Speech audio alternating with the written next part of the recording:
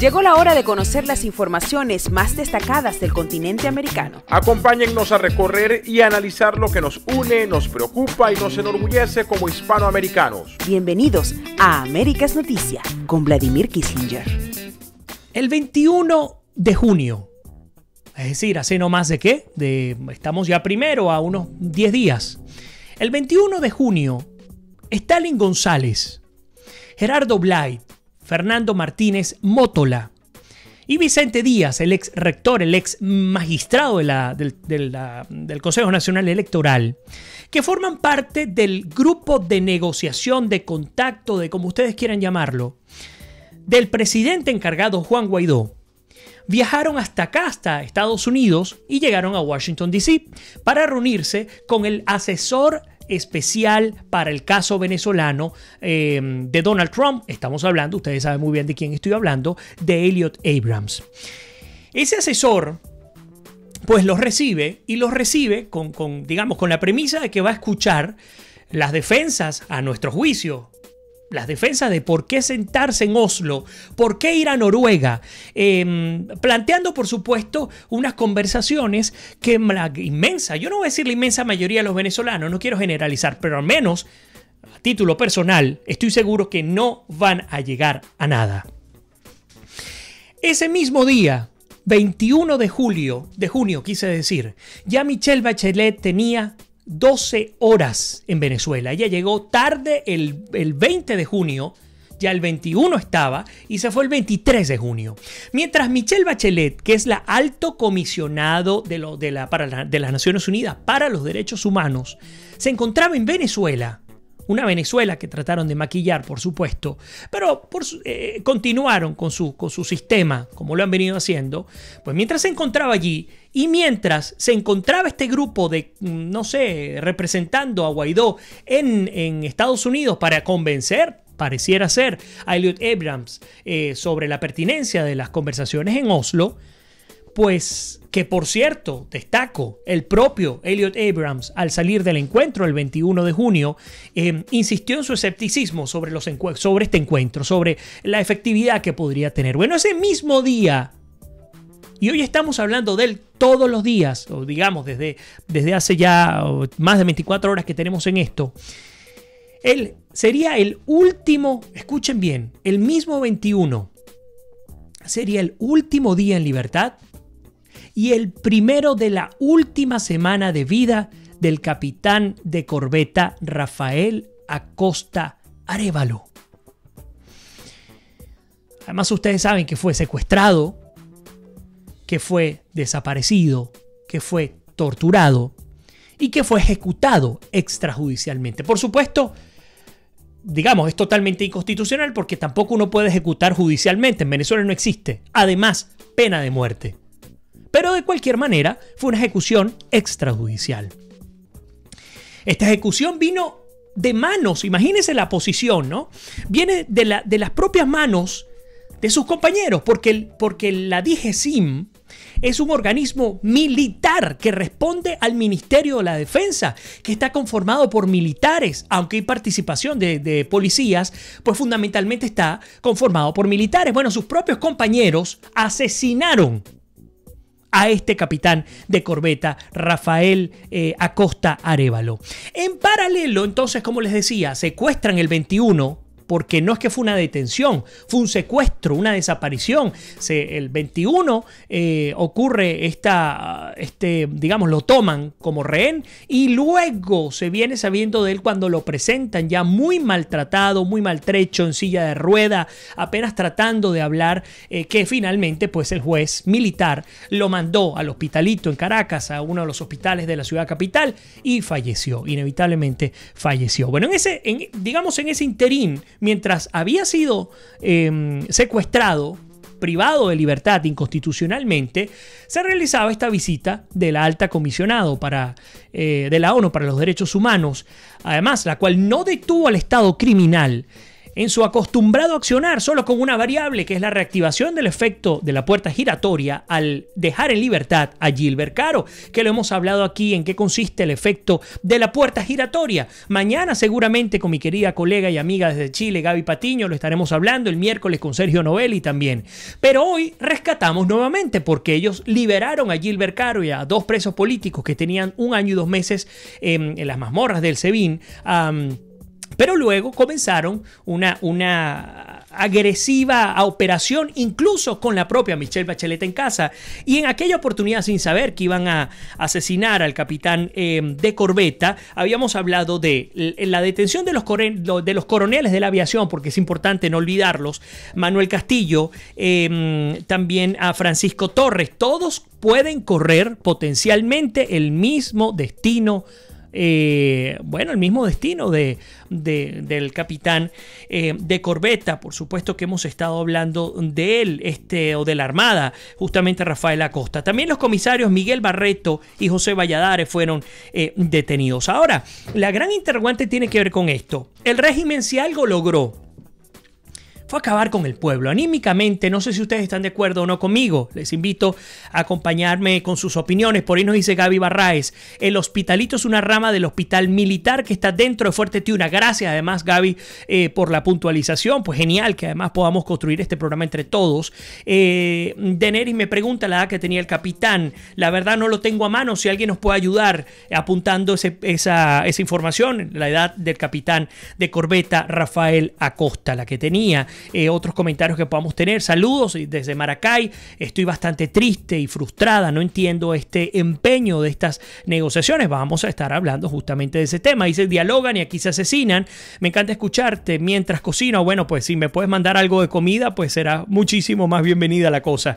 Nos dice: el gobierno acabó con todo. Demasiado triste con esta noticia. Diciendo que, bueno, que creció, Gaby nos dice, en ese entorno. Entonces les decía, lo que es una realidad es que el pueblo, el gobierno no es así. El Estado criminal acabó con todo, eso es cierto.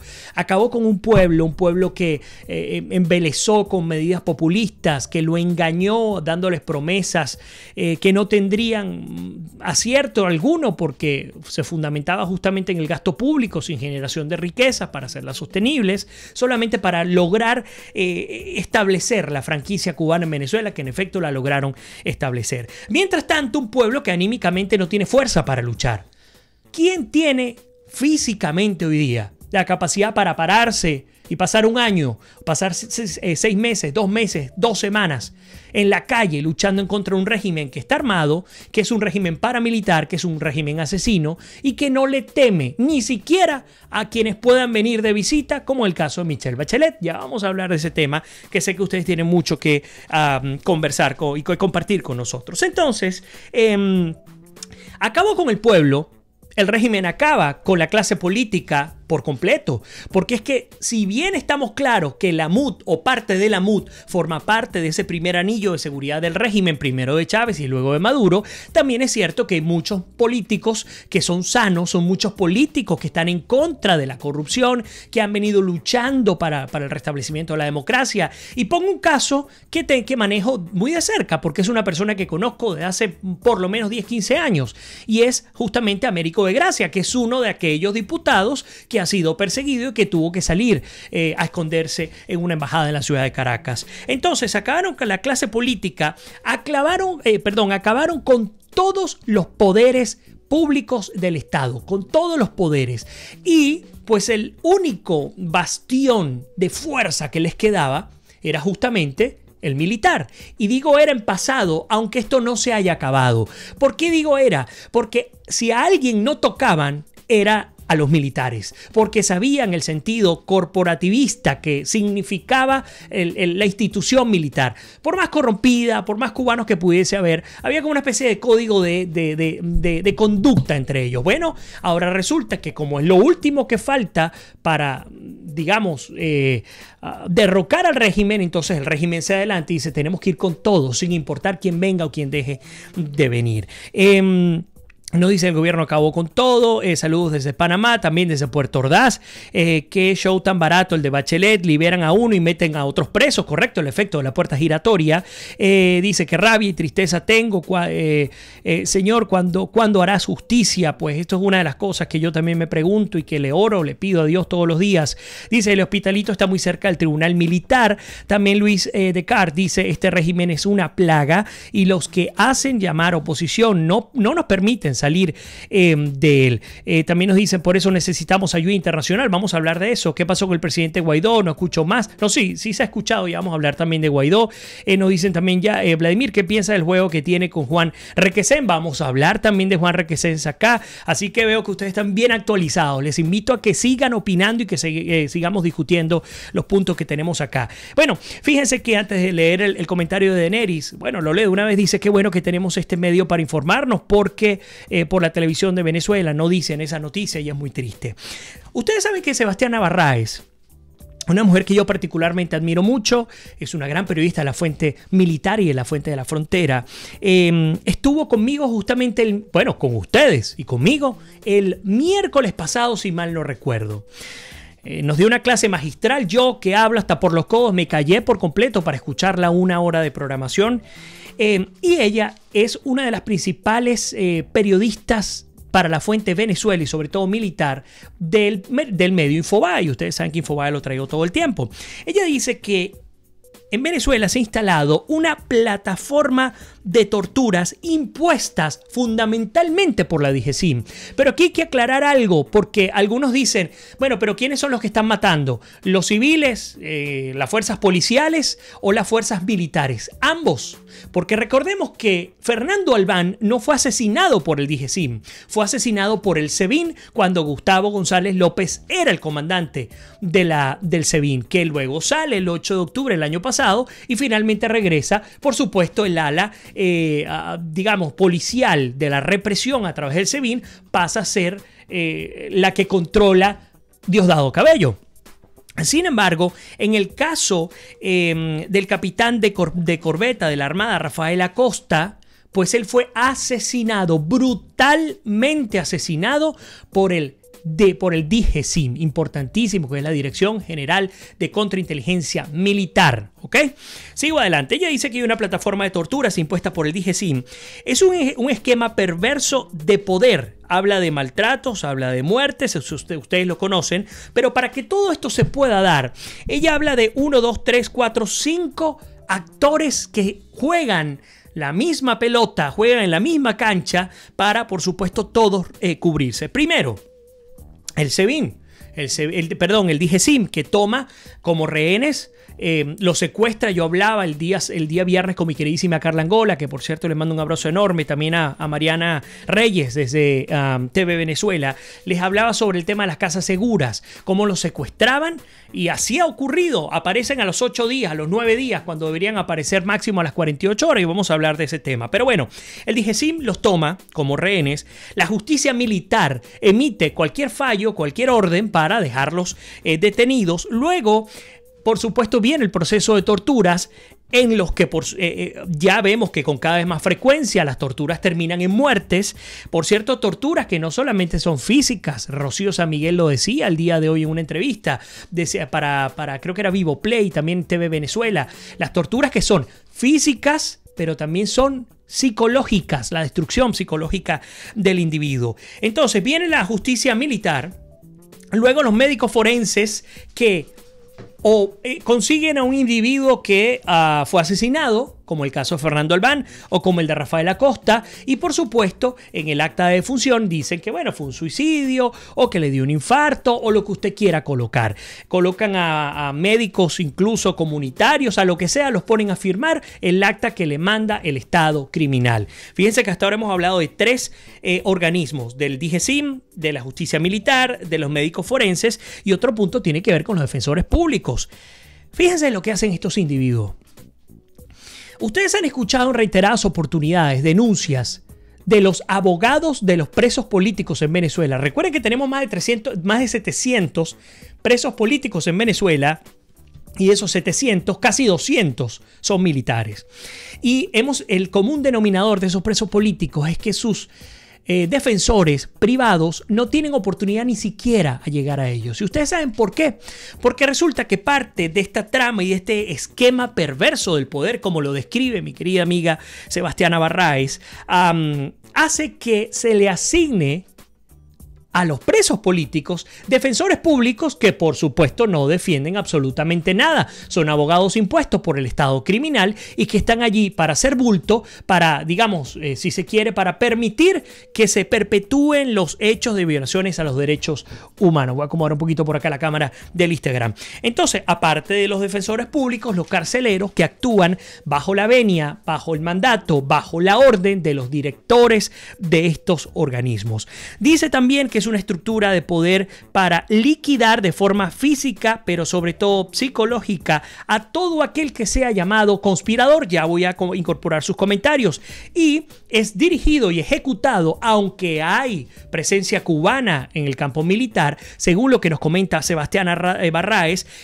Estas, digamos, estas torturas que llegan hasta la muerte están dirigidas por funcionarios que son venezolanos, militares y policías venezolanos. Probablemente hayan sido entrenados, por supuesto, por los carniceros de Cuba. Recuerden que Ramiro Valdés, el carnicero de la revolución, lo hemos venido denunciando durante meses, quizás, yo creo que hasta un año, la presencia de Ramiro Valdés en Venezuela. Un criminal, un individuo que se ha especializado en torturar, en asesinar, en construir el estado de terror en Cuba y pues instaladísimo se encuentra en Venezuela. Por cierto, estoy viendo que nos están apoyando, compartiendo el programa de hoy. Muchísimas gracias por hacerlo. Ya continúo leyendo los comentarios. Entonces, para terminar, digamos, la idea del artículo publicado por Sebastiana Barraez, sobre todo para aquellos que están en Venezuela y que no lo pueden leer, nos dice que el jefe de la DGCIN, que ustedes saben que es un hombre de confianza de Maduro, que es Iván Hernández Dala,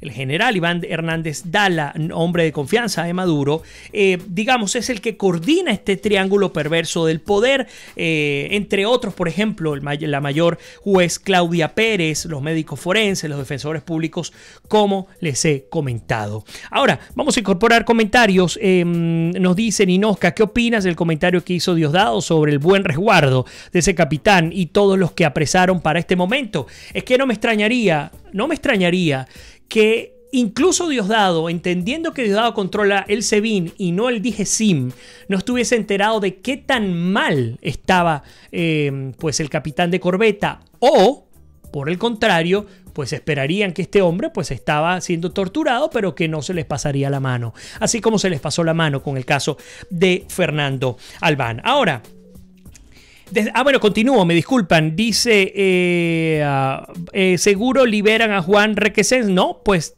entérate que no van a liberar a Juan Requesens y vamos a comparar las, digamos, cuál ha sido, y creo que por ahí tenemos problemas con el Instagram. Déjenme saber si les está llegando bien el Instagram y también el Facebook Live, la transmisión. ¿Cuál ha sido la comparación de los cargos que se le han adjudicado tanto a Requesens como a los dos militares que supuestamente tenían en su mando o a la orden al capitán de corbeta Rafael Acosta Arévalo y que lo han asesinado? Vamos a comparar ambas órdenes judiciales. Por ahí nos dice Luis Cart, Vladimir, basta con ver lo que van a discutir la Asamblea Nacional mañana. A esos desgraciados hay que echarles plomo, nos dicen por allí. De acuerdo contigo, la gente debe organizarse para defenderse. Todos ellos son asesinos, todos los policías son iguales. Necesitamos recoger los militares que están afuera y formarlos con la DEA para que, apoyados con tecnología, nos liberen de este régimen. Cuidado con los infiltrados. Cuidado con los militares que están desertando de mediano y largo y alto rango militar. Este es otro ejemplo clásico de la franquicia cubana. Salen figuras que supuestamente son de confianza de las dictaduras, salen supuestamente arrepentidos y lo que hacen es entrar, infiltrarse y derrumbar todo tipo de plan y de iniciativa para salir de ellos.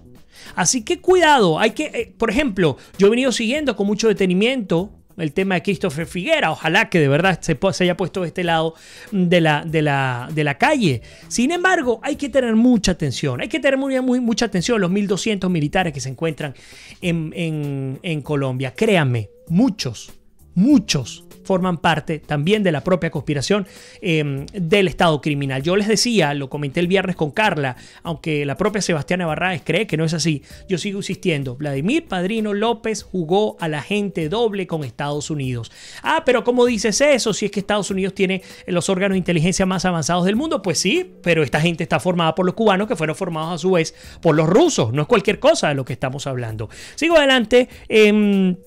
Nos dice Yajaira, también hay que hablar de los ocupantes de la avioneta, eso es correcto. Bueno, estuvimos hablando el jueves pasado, si mal no recuerdo, no se nos puede olvidar.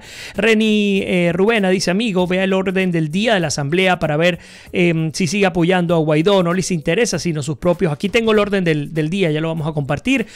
Bueno, la Asamblea Nacional se molestan si los criticamos. Roy, que está con nosotros, dice, Ramiro Valdés es quien controla el DGCIM y el SEBIN. También nos dice el caso de Oscar Pérez, por supuesto. Es que en el caso de Oscar Pérez y los valientes del Junquito, el de Fernando Albán y el de, por supuesto, el capitán de corbeta Rafael Arévalo, más todos nuestros mártires, nuestros jóvenes, nuestros estudiantes, pues bueno, son parte de este estado criminal. Por allí María nos saluda, Le Espinosa nos dice, la pena de muerte se debería aprobar. Yo lo dije el otro día, pero me cayeron encima, pero yo estoy de acuerdo. Yo creo que las medidas exhumantes, las penas de muerte la pena de muerte debe aplicarse, incluso hasta la cadena perpetua debería aplicarse en Venezuela cuando tengamos un sistema estable de justicia. La pena de muerte se debería aprobar después de que salgamos de este régimen correcto asesino que debe implementar pena de muerte para limpiar nuestro territorio. De la liberación de Juan Requesens no hay ninguna liberación de Juan Requesens. De hecho, el escenario es muy negro, muy difícil, muy complicado para Juan Requesens. También me voy a ir, por Dios, me voy a venir acá a nuestro Facebook Live. No quiero dejar absolutamente a nadie por fuera. Muchísimos comentarios y también compartiendo con nosotros. Vamos a ver que no tengamos ningún problema. Arsenia con nosotros, Betsy Bastidas también. Isabel Aguiar nos saluda desde Maracay. Voy más abajo a ver comentarios. Bueno, justamente Arsenia Preto dice, hoy estamos muy tristes con la muerte del capitán. Ángel Rodríguez dice, hola, vi las declaraciones de Villegas y creo que está jugando con fuego rojo comunista. Marlene Oviedo con nosotros, nuestra queridísima Maru Salazar también. Ángel Rodríguez dice, la ONU es un nido de buitres comunistas, burgueses.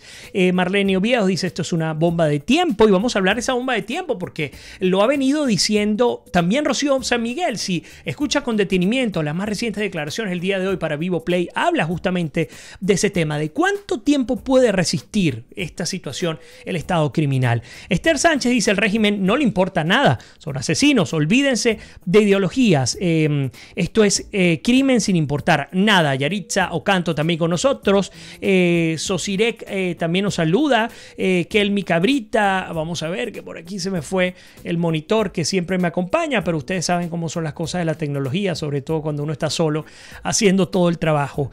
Nos dicen, a ver, Arsenia nos dice, ese mismo es de acuerdo contigo, comenzó Chávez a liquidar a los que trabajamos para todos y siguió Maduro arruinando lo que quedaba. Ahora quieren acabar con el pueblo también, hasta con los propios chavistas. Les recuerdo que estoy leyendo comentarios tanto del Instagram como del Twitter, del Facebook Live. A los que están en Facebook Live que se están conectando ahora, apóyenme compartiendo el programa del día de hoy. Marlene Oviedo dice, Vladimir, lo más triste, los dos niños pequeños, eso es correcto, que dejan sin padre, qué tristeza. Nos saluda Isei también, igual mi queridísimo hermano Andrés García, que está con nosotros en este momento.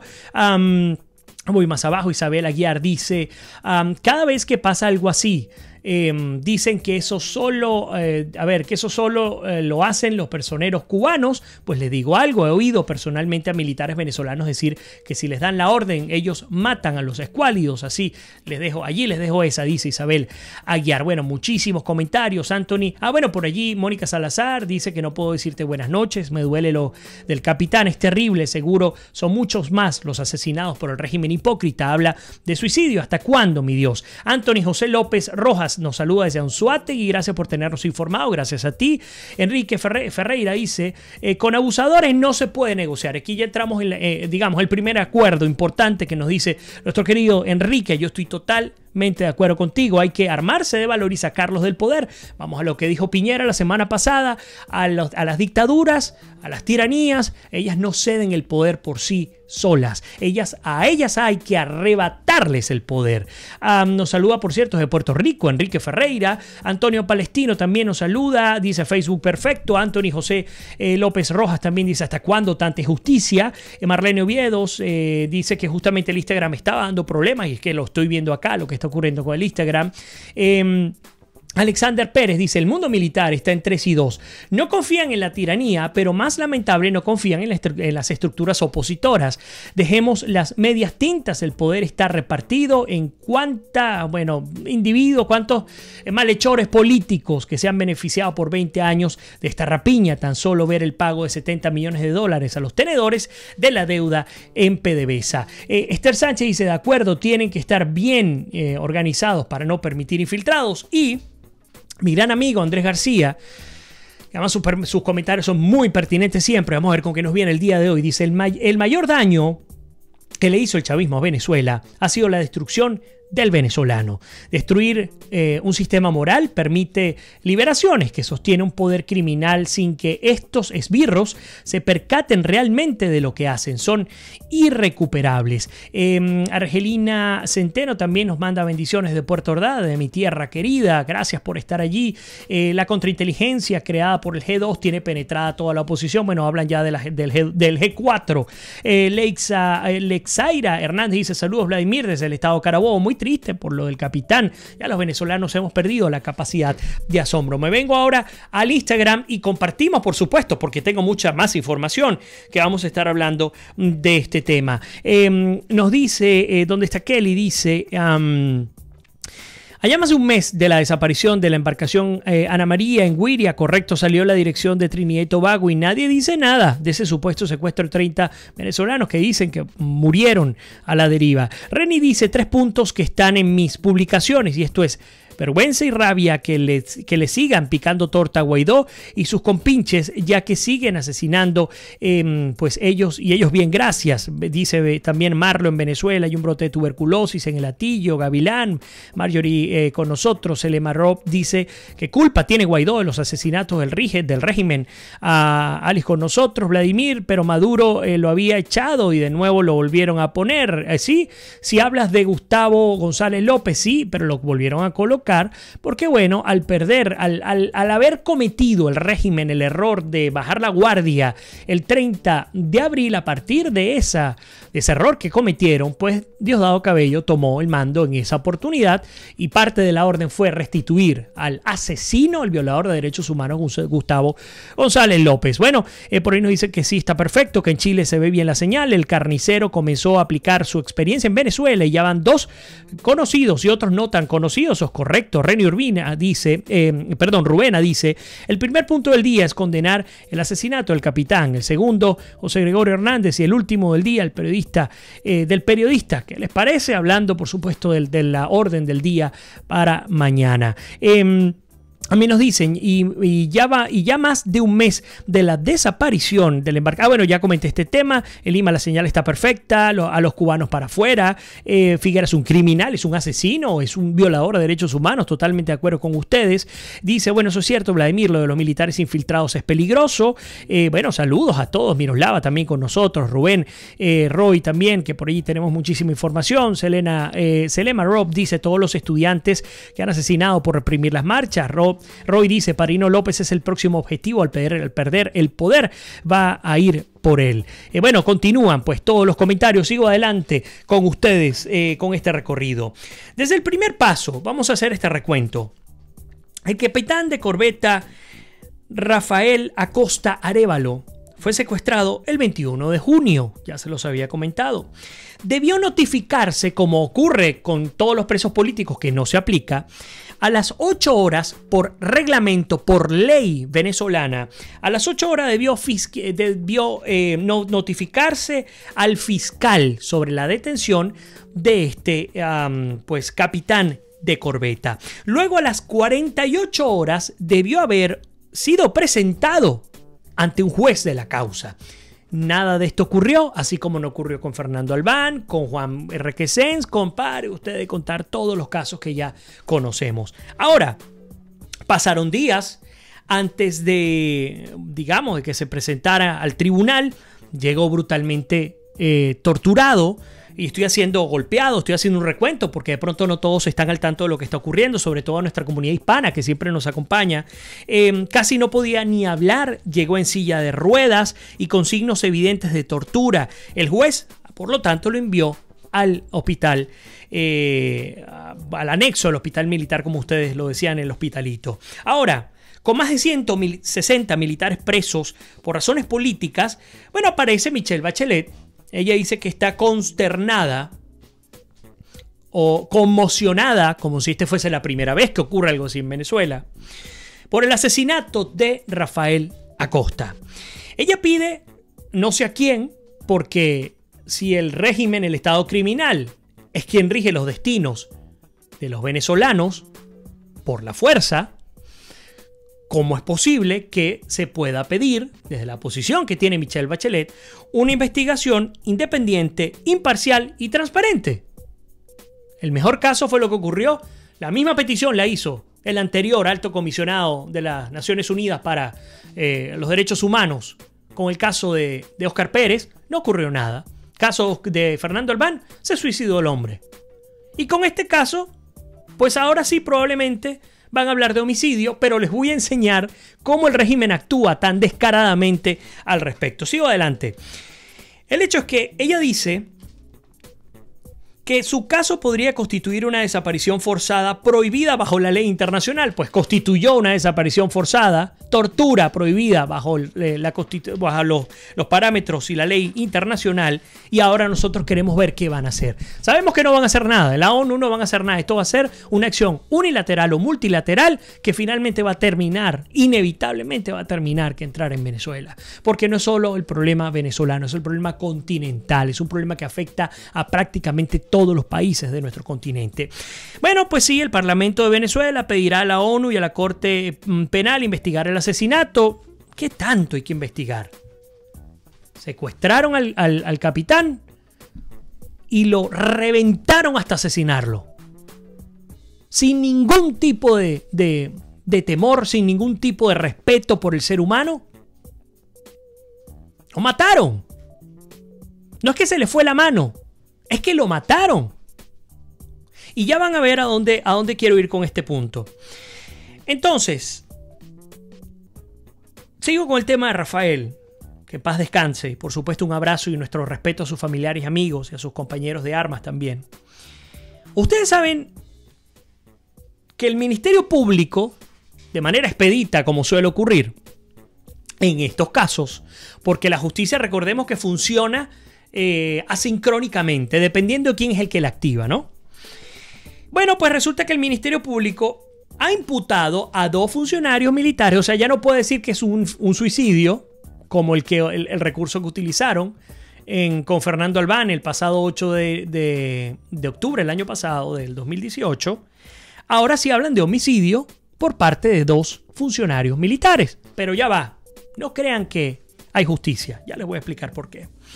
Resulta que han dicho que o le han asignado, no sé el nombre jurídico exacto, pero le han asignado la categoría de homicidio preterintencional. Escuchen bien la palabra, homicidio preterintencional. Yo no soy abogado, me tocó revisar para variar en qué consiste el homicidio preterintencional. Y pues resulta que este homicidio ocurre cuando el agresor actúa con la intención de provocar lesiones, pero que finalmente le provoca la muerte. Y se tiene en cuenta la intención que no es la de matar. Así como lo están escuchando. Insisto, fueron imputados, déjenme si tengo completo la característica de la imputación. Bueno, no, pero es esa. Homicidio preterintencional concausal se llama completamente. Insisto, lo que ha dicho la Fiscalía o la imputación que le ha dado a estos 2 militares, miembros de la DIGESIM, es la imputación por homicidio preterintencional. ¿Saben por qué? Porque tiene un atenuante. ¿Y cuál es el atenuante? Que según este principio, ellos no tenían intención de matar. Ellos solo tenían intención de torturar. Y me pregunto, ¿desde cuándo en Venezuela y en la Constitución y en las leyes penales venezolanas la tortura es una herramienta que tenga validez? Están nuevamente suscribiendo lo que hemos dicho durante tantísimos años. Las violaciones a derechos humanos son sistemáticas. Es un estado criminal, no es un estado político. Ya esto no es un tema de política. Esto es un tema de resolución de conflictos con una de las peores mafias criminales de la historia de todo el continente americano. Y ya van a ver por qué digo esto, que ustedes lo conocen, pero sigo adelante. El abogado Joel García dice es que estos señores deberían ser imputados por homicidio intencional, calificado, con alevosía y por motivos innobles y tortura, que no solo tiene consecuencias dentro del país, sino que tiene consecuencias bajo la legislación internacional. Sigo. Viene Rocío San Miguel y dice, y ya estoy a punto de terminar mi alocución para incorporar sus comentarios, y vamos a terminar con Requesens. Rocío San Miguel dice algo que ya comenté brevemente. Ella dice que es imposible determinar el nivel de presión y la implosión que definitivamente va a haber de un sistema que está recibiendo tantas circunstancias en tan corto tiempo. Es decir, ya todo prácticamente se circunscribe al hecho militar, porque ya todo lo demás está secuestrado y está destruido. El componente militar también, sí, cierto, pero es el único que tiene la fuerza de mantener o de quitar al Estado criminal. Entonces Rocío San Miguel dice, bueno, es imposible determinar la presión, pero la FAN está sujeta a una enorme presión corporativista por lo que se viene presentando. Ahora, es una situación inédita, también nos comenta, de enorme presión hacia la Fuerza Armada. Y aquí cierro yo, para leer todos sus comentarios antes de irnos fuera del aire, cierro yo con Juan Requesens. A Juan Requesens finalmente lo trasladaron hoy a los tribunales. Recordemos, asesinan sin ningún tipo de contemplación a Rafael Arévalo, ¿ok? Ustedes lo conocen bien. Y resulta que le imputan a estos individuos, ya se los comenté de entrada, a Costa Arévalo, le imputan el hecho de homicidio preterintencional. No tenían intención de matarlo, solo de torturarlo.